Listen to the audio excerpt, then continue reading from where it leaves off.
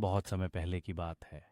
हिमालय की तलहटी में बसे एक छोटे से गांव में एक गरीब किसान रामू अपनी पत्नी और बच्चों के साथ रहता था।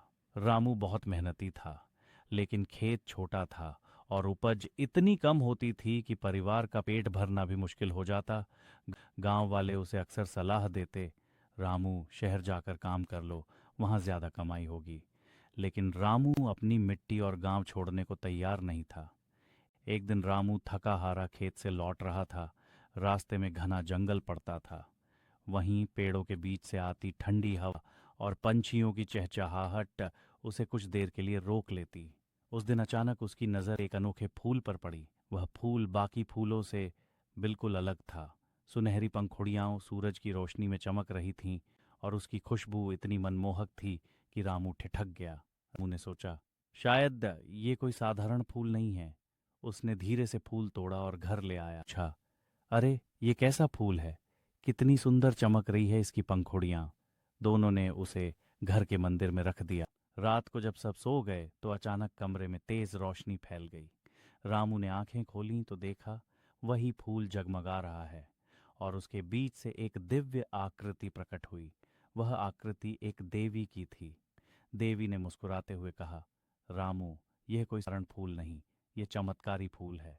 इसे पाकर तुम्हारा जीवन बदल सकता है, पर याद रखना, इसका उपयोग केवल नेक कार्यों में करना, लालच और स्वार्थ से दूर रहना। रामू ने हाथ जोड़कर प्रणाम किया। देवी अंतर ध्यान हो गईं। सुबह उठते ही रामू को लगा कि यह सपना था या हकीकत। लेकिन जब उसने फूल को देखा तो उसकी चमक और बढ़ गई थी। रामू खेत में काम करने गया तो उसने सोचा कि फूल को पास ही रख लेता हूँ। जैसे ही फूल खेत में रखा गया, सूखी जमीन में नमी आने लगी, पौधे हरियाली से भर उठे और देखते ही देखते फसल लहलहा गई। रामू की आंखों में आंसू आ। धीरे धीरे पूरे गांव में रामू की अच्छी फसल की चर्चा होने लगी। लोग पूछते, रामू, तेरा खेत तो पहले सबसे बंजर था, अब इतना हरा भरा कैसे हो गया? रामू मुस्कुरा देता, लेकिन चमत्कारी फूल का राज किसी को नहीं बताता। कुछ ही महीनों में रामू का घर सुख समृद्धि से भर गया। उसके बच्चे अच्छे कपड़े पहनने लगे।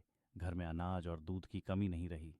लेकिन रामू ने देवी की बात याद रखी, फूल का उपयोग नेक कामों में करना है। इसलिए उसने गांव के गरीब बच्चों को भी पढ़ाई के लिए किताबें दिलाईं, बीमारों की मदद की और गांव में कुआं खुदवाया।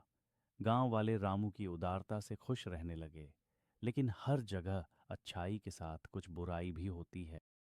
गांव का जमींदार भंवर सिंह बहुत घमंडी और लालची था। उसने देखा कि रामू अचानक अमीर हो गया है। उसने सोचा, जरूर इसके पास कोई रहस्य है। ये कैसे हो सकता है कि एक गरीब किसान इतनी जल्दी समृद्ध हो जाए? नौकरों ने देखा कि फूल से तेज रोशनी निकल रही है। उन्होंने यह बात भंवर सिंह को बता दी।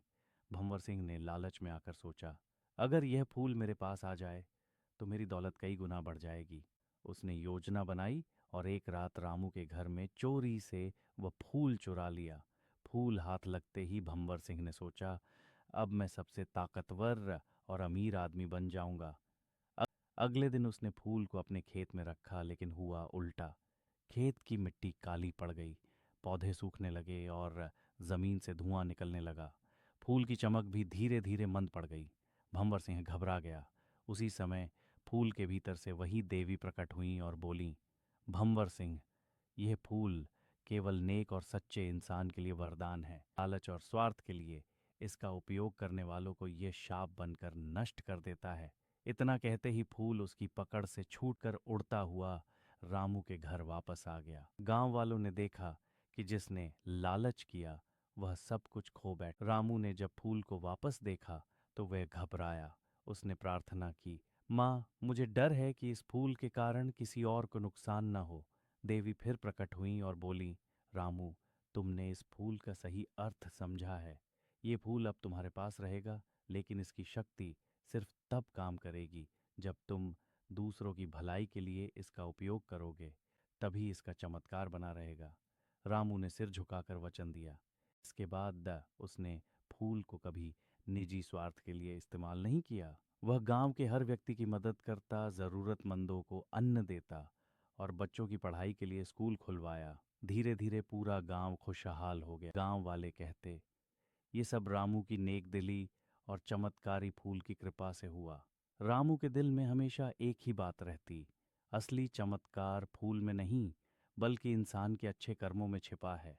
सीख, चमत्कार किसी बाहरी वस्तु में नहीं बल्कि इंसान की सोच और कर्म में होता है।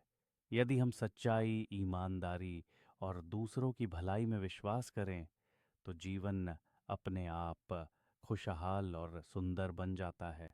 लालच और स्वार्थ से केवल विनाश होता है।